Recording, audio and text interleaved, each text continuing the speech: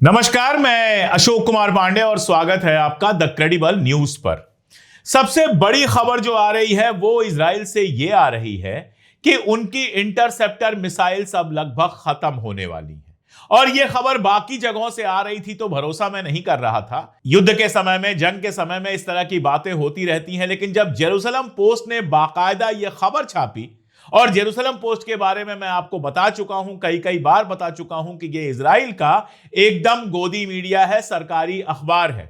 और जब Jerusalem post भी यह खबर छापता है कि वहां थार्ड मिसाइलें लगातार खत्म हो रही हैं, 1/3 थार्ड मिसाइलें खत्म हो चुकी हैं, इसका मतलब यह होता है कि वहां समस्या वाकई खतरनाक हो रही है।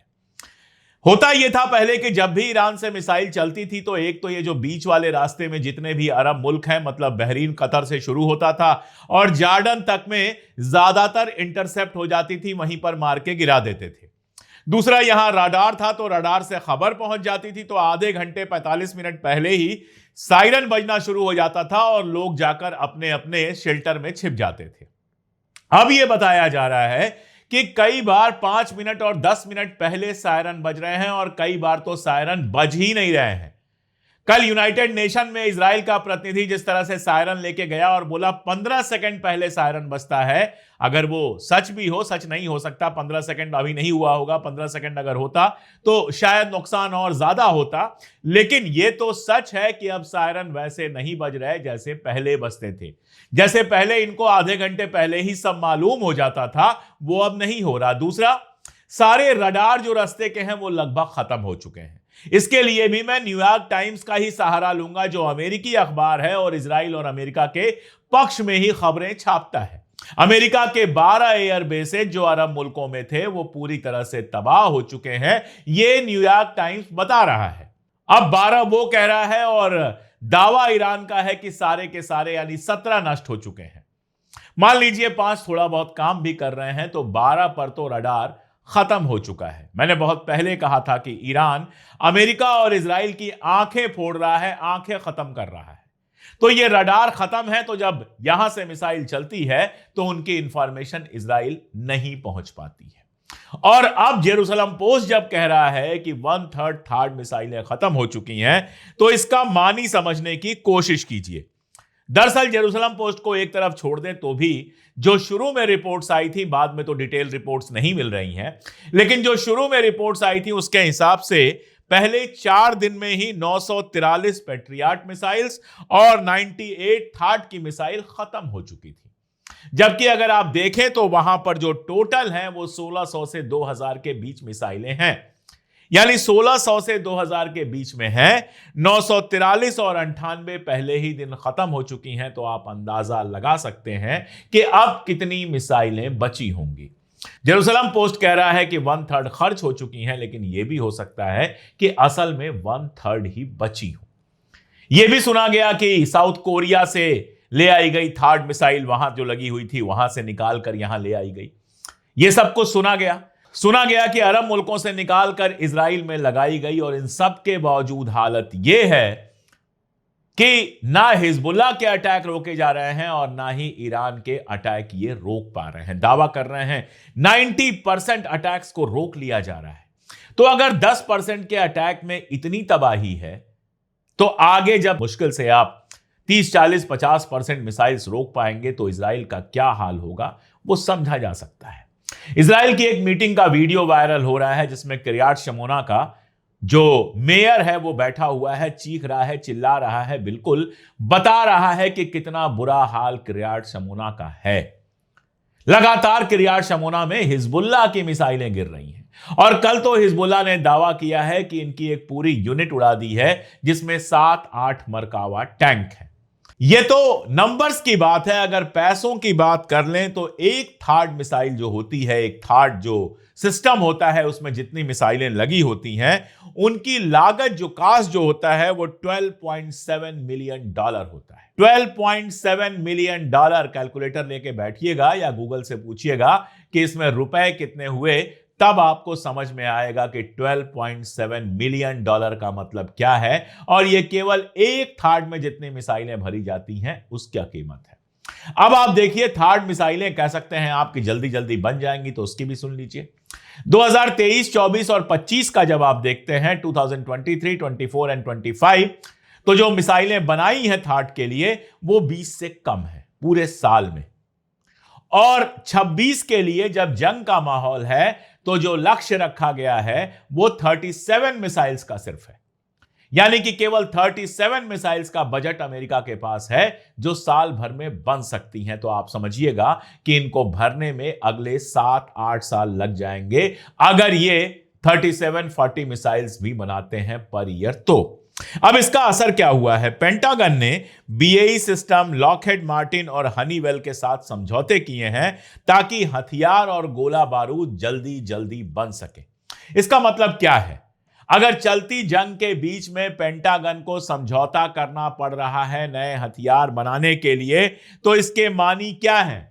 इसके मानी यह है कि 3 हफ्ते जो यह जंग चली है, इस जंग में अमेरिका के गोला बारूद हथियार बहुत बुरी तरह से खत्म हुए हैं, नुकसान हुए हैं।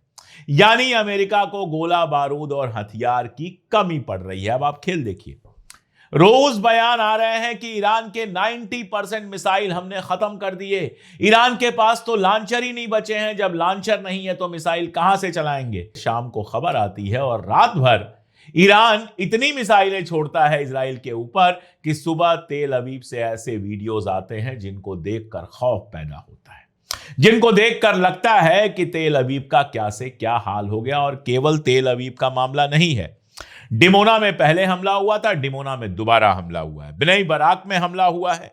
इसके अलावा किर्यात समोना का मैंने नाम लिया, वहां पर लगातार हमले हो ही रहे हैं। तो कहा जा रहा था कि ईरान के पास हथियार खत्म हो गए, लेकिन अब खबर यह आ रही है कि अमेरिका और इजराइल के पास हथियार खत्म हो रहे हैं। कल यह खबर आई कि इजराइल अब पुराने हथियार इस्तेमाल कर रहा है जिनके बारे में यह नहीं कहा जा सकता कि कहां फेंका जाएगा और कहां जाकर गिरेगा, जो इतने मॉडर्न हथियार नहीं है। अब इजराइल कह रहा है कि हम ईरान के रिहायशी इलाकों पर हमला नहीं करेंगे, केवल आर्मी के ठिकानों पर हमला करेंगे। मैं ये सारा कुछ जो कह रहा हूं वो जानबूझकर अखबारों से कह रहा हूं, ट्विटर हैंडल या ईरान के जो दावे हैं उनसे बात नहीं कर रहा हूं। ईरान तो दावा कर रहा है कि हम 300-400 मिसाइलें बना सकते हैं महीने की। अब आप अंदाज लगाइए कि कितनी मिसाइलें वो बना सकता है। और उसका कहना है कि समंदर के नीचे और जमीन के नीचे हमने सिटीज बनाई हुई हैं जिसमें मिसाइलें अभी भी हैं, और अभी तो हमने 7-8% यूज की हैं, यानी 90-92% मिसाइलें अभी हमारे पास हैं। ये ईरान का दावा है। अगर ये आधा भी सच हो तो इजराइल के लिए बहुत बुरी खबर है, जब उसके इंटरसेप्टर्स खत्म हो चुके हैं और ईरान का मिसाइली जो हमला है वो कहीं से कम होने का नाम नहीं ले रहा, बल्कि लगातार बढ़ता जा रहा है। ऐसी ऐसी मिसाइलें आ रही हैं जिनके बारे में सोचा भी नहीं गया था। दरअसल मैं आपको एक बात बताऊं, और वो बात है बड़ी मजेदार। अमेरिका इजराइल अपने हथियारों का मुजाहिरा करते रहे हैं, प्रदर्शन करते रहे हैं, बाकायदा स्टॉल्स लगाते हैं, सारी दुनिया को दिखाते हैं हमारे पास तो F-35 है, F-36 है, फलाना है, ढिमका है। सब जानते हैं उनके पास कौन से हथियार हैं। ईरान ने कभी अपने हथियारों का ज्यादा मुजाहिरा नहीं किया। ईरान ने चुपचाप शांति से हथियार बनाए और टनल्स के नीचे हथियारों का पूरा जखीरा लगाते चला गया। इसलिए असल में किसी को पता नहीं है कि ईरान के पास क्या है और क्या नहीं है। जैसे कल फिर एक अमेरिकी जहाज गिराने की खबर आई है। अब सोचा जा सकता है कि अमेरिकी जहाज क्यों गिराए जा रहे हैं, और सोचा यह भी जा सकता है कि ईरान की सीमा के अंदर अमेरिकी जहाज जा क्यों रहे हैं, क्यों नहीं मिसाइलों से काम चल जा रहा है। जब अरबियन जो बेसेस हैं वो यूज हो ही रहे हैं तो क्यों नहीं मिसाइलों से काम चल जा रहा है। और तब समझ में आता है कि एक तरफ तो अमेरिका की मिसाइलें खत्म हो गई हैं जिसकी वजह से उसको अपनी जहाजें लेकर ईरान की सीमा में जाना पड़ रहा है, और दूसरा ये कि उसकी जहाजों को मार पड़ रही है ईरान से। अगर इसका मतलब ईरान के पास अच्छा एयर डिफेंस सिस्टम है जो बिल्कुल निशाना लेकर अमेरिका की जहाजों को जमीन पर गिरा रहा है। यह मैंने काफी पहले कहा था कि रशिया से अच्छे एयर डिफेंस सिस्टम आने की खबर आई है। अब यह एयर डिफेंस सिस्टम रशिया से आया है, चाइना से आया है, या ईरान ने खुद बनाया है? क्योंकि मिसाइलें तो ईरान के खुद की बनाई हुई हैं। बहुत सारे रडार खुद के बनाए हुए हैं। कोई बड़ी बात नहीं है। ईरान जिस तरह से साइंस और टेक्नोलॉजी पर जोर देता है, जिस तरह से छोटे छोटे बच्चों को, लड़कों और लड़कियों दोनों को साइंस में ट्रेन किया जाता है, जिस तरह से ईरान के पास साइंटिस्ट की एक पूरी लंबी लाइन है, कोई बड़ी बात नहीं है कि एयर डिफेंस सिस्टम ईरान ने खुद बनाया। तो जो अमेरिका को लग रहा था कि एयर डिफेंस सिस्टम नहीं है, हम अपनी जहाज लेकर बेधड़क ईरान में घुस जाएंगे, अब पता चल रहा है कि अमेरिका की ब्लूमबर्ग की रिपोर्ट थी कि 20 के आसपास जहाज गिरे हैं और उसके बाद कई जहाजों के गिरने की खबर आई है। तो मोटा मोटी मान लीजिए अमेरिका के 25 के आसपास तो जहाज गिरा दिए। और यह तब जब कहा जा रहा था ईरान के पास तो एयर डिफेंस सिस्टम ही नहीं है। ऐसे ही मिसाइलें देखिए, आसमानी जो वीडियोस आते हैं मिसाइलों के, वो देखकर आश्चर्य होता है। जैसे एक मिसाइल दिख रही थी कि वो यहां से चल रही है और जो ही एयर डिफेंस उसके करीब पहुंचा, उसने अपनी दिशा ही बदल दी। यानी उसमें ऐसे सेंसर लगे हैं कि एयर डिफेंस पास पहुंचने के बाद वो अपनी दिशा चेंज कर ले, उसको एयर डिफेंस कैसे रोकेगा। क्लस्टर मिसाइल्स को देखिए, एक मिसाइल जाती है, उसमें से 70 बम अलग अलग जगह गिरते हैं, 70 और मिसाइलें निकल के गिरती हैं। एयर डिफेंस सिस्टम उनमें से कितनों को डिफेंड कर सकता है। तो ईरान के पास क्या है ये किसी को पता नहीं है। रोज नए नए वो हथियार निकाल रहे हैं जिसका जवाब इजराइल और अमेरिका के पास नहीं है। और यही चीज सही है जब ये खर्ग आइलैंड पर जाने की कोशिश करेंगे। ईरान ने वहां क्या सिस्टम बनाकर रखा है, जमीनी लड़ाई लड़ने के लिए कौन से हथियार इकट्ठा किए हैं, ये किसी को पता नहीं है। आमतौर पे क्या होता है, आप किसी की सीमा में घुसेंगे टैंक लेकर, तो वो अपनी टैंक लेकर आ जाएगा और टैंक के बीच में मार होगी। ऐसे में क्या होता है, जिसके पास ज्यादा मजबूत टैंक होगा वो जीत जाएगा। इसमें कोई दो राय नहीं है कि अमेरिका के पास ज्यादा मजबूत टैंक है, लेकिन उनका मुकाबला करने के लिए ईरान ने टैंक नहीं बनाए, ईरान ने दूसरे तरीके डेवलप किए। अब वो तरीके क्या हैं, वो कामयाब होंगे कि नहीं होंगे, ये तो तब पता चलेगा जब अमेरिका की आर्मी खर्ग आइलैंड में घुसने की कोशिश करेगी। पहली बात तो समंदर के रास्ते ही जाना पड़ेगा। तो समंदर में से अमेरिका के जहाज जा पाएंगे नहीं जा पाएंगे हम नहीं जानते। हम ये जानते हैं कि उनका जो यूएसएस जेराल्ड फोर्ड था, उस पर उन्होंने कहा कि किचन में आग लग गई और अब पता चल रहा है साल भर से ज्यादा बाहर रहेगा। सीधी सी बात है, किचन में आग तो नहीं लगी है, ईरान की मिसाइल लगी है। दूसरा, हम जानते हैं वाशिंगटन जो लेके आए थे और इनका दावा था कि उसके अकेले भरोसे जो है ईरान को जीत लेंगे, उस पर ईरान ने क्रूज मिसाइल मारी है, वो भी काम नहीं कर रहा है। तो अगला जो लेकर आएंगे उसके लिए क्या रखा है स्टोर में ईरान ने, किसी को नहीं पता है। और उसके बाद जब जमीन से घुसने की कोशिश करेंगे, ईरान कैसे मुकाबला करेगा, कोई नहीं जानता है। जानते सब इतना है कि ईरान 40 साल से इस जंग की तैयारी कर रहा था। और इसीलिए मैं आपको बताऊं, MI6 जो ब्रिटेन की खुफिया एजेंसी है, उसके ex director sir Alex younger ने कहा है कि इस जंग में ईरान भारी पड़ रहा है। मैं नहीं कह रहा, कोई यूट्यूबर नहीं कह रहा, कोई पत्रकार नहीं कह रहा है। MI6 जो आप कह सकते हैं CIA और मोसाद के बाद सबसे खतरनाक खुफिया एजेंसी है, उसके एक्स चीफ कह रहे हैं कि अभी तक तो इस जंग में अमेरिका और इजराइल के ऊपर ईरान भारी पड़ रहा है।